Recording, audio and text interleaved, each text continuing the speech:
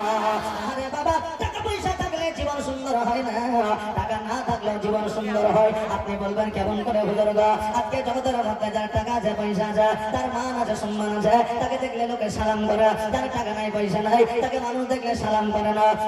বাবা, আজকে আপনার টাকা নাই পয়সা নাই, আপনি সততার পথে চলা, আপনি দান খায়রাত করা, ধনী মানুষ, জগতের সমাজের মানুষ আপনাকে সালাম না করিলে আল্লাহর ফেরেশতারা সেই দিন আপনাকে সুসম্মানে সম্মানিত করবে। জোরে বলেন সুবহানাল্লাহ।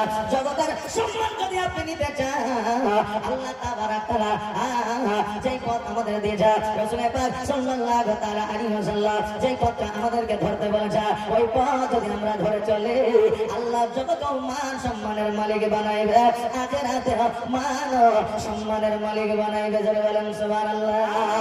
বাবাজি ভাইরা, অভাবের মাধ্যম দিয়ে সুন্দর করে জীবন যাপন করা যায়, কেননা আমার নবী মুস্তাফা সাল্লাল্লাহু তাআলা আলাইহি ওয়াসাল্লাম 25 বছর বয়সে মা খাদিজাতুল কুবরা রাদিয়াল্লাহু তাআলা আনহাকে বাবা বিবাহ করলেন। বিবাহ করার পরে প্রথম রাত্রিতে খাদিজাতুল কুবরা রাদিয়াল্লাহু তাআলা আনহার জান মুবারক আমার নবীজি মাথা মুবারক দিয়া যেন খাদিজার সঙ্গে কথা বলতে আছে। আরে বাবা, বিবির কোলে মাথা দিয়া আরাম করা এবং ঘুমানো হলো আমার মনের সন্না। এই জন্য বিবির কোলে মাথা দিয়ে ঘুমাইলে নাকি পাওয়া যায়। জোরে বলেন সুবহানাল্লাহ। নবী আমার খাদিজার কোল মুবারকে মাথা দিয়ে যেন আরাম করতে আছে। খাদিজাতুল কুবরা রাদিয়াল্লাহু তাআলা আমার নবীদের সঙ্গে কথাবার্তা বলতে আছে, আমার নবীজি খাদিজার সঙ্গে কথাবার্তা বলতে আছে। আমার দয়ার নবী বলেছে, বান্দা, এই আল্লাহর বান্দা শুনে নাও, আজকে চায়ের দোকানে আড্ডা না দিয়া আজকে রাতে 11টা 12টা পর্যন্ত মনের মাথায় বসে তাস না খেলিরা, বিবির সঙ্গে গল্প করো, বিবির সঙ্গে সময় কাটা, আল্লাহ তাবারাক তাআলা তোমার বাড়িতে রহমত বর্ষিত করবে। জোরে বলেন সুবহানাল্লাহ। আরে বাবা, আমার দয়ার নবী মুস্তাফা সাল্লাল্লাহু তাআলা আলাইহি ওয়াসাল্লাম খাদিজার সঙ্গে কথাবার্তা বলে, আমার খাদিজা বলে, ইয়া রাসূলুল্লাহ, ইয়া হাবিবাল্লাহ, নবী গো,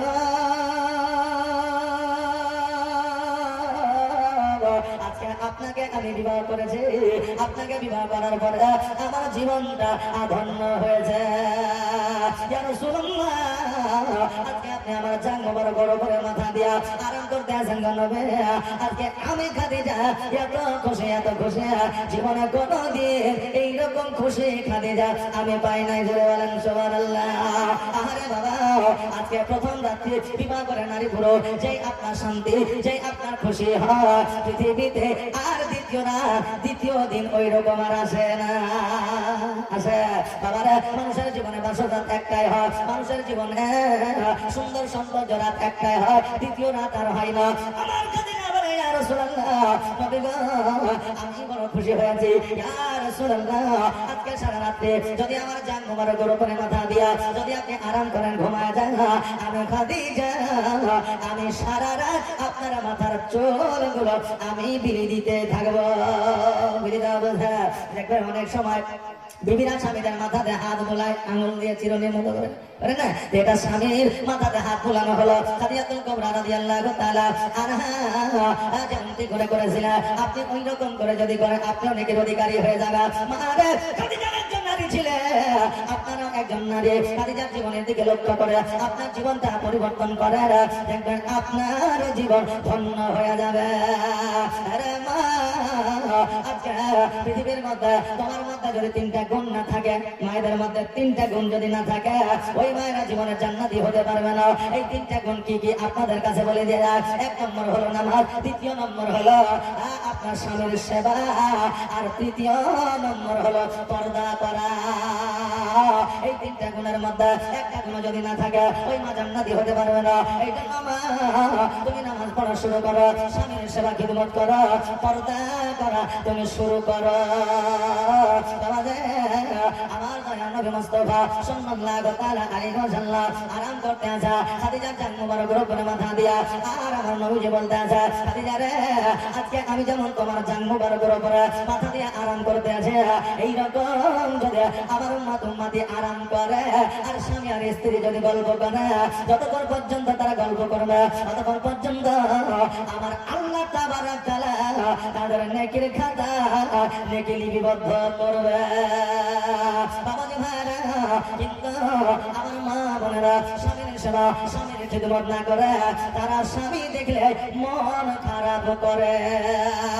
সারাদিন বাড়ির মধ্যে সিরিয়াল দেখবে আনন্দে থাকবে, সারাদিন বাড়ির মধ্যে বিড়ি বাঁধবে আনন্দে থাকবে, সারাদিন বাড়ির মধ্যে তারা ঘোরাঘুরি করবে আনন্দে থাকবে। আর যেমনই স্বামী মাঠে থেকে বাড়িতে ফিরবে বিবির মন যেন খারাপ হয়ে যাবে। বলবেন বিবিদের মন আমরা আসলে কেন খারাপ হয়ে যায়? তবে কি আমাদের ভালোবাসে না? অবশ্যই বিবিরা ভালোবাসে, কিন্তু হুকুম তারা পছন্দ করে না। আপনি মাঠে থেকে এসে বলবেন পানি দাও, হাত মুখ ধুইব, গোসল করবো, খাবার দাও, খাবার খাইব, বিছানা দাও, একটু আরাম করবো। এই হুকুমের ভয় তারা স্বামী দেখলে মনটা খারাপ করে না।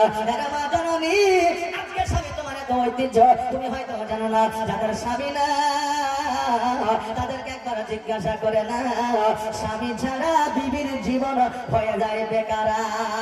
এই জন্য স্বামীর খিদমত করো, এই জন্য স্বামীকে সম্মান করো। স্বামী দেখে মন খারাপ করবে না, স্বামী দেখলে তোমার মনটা বেজার যেন না হয়ে যায়।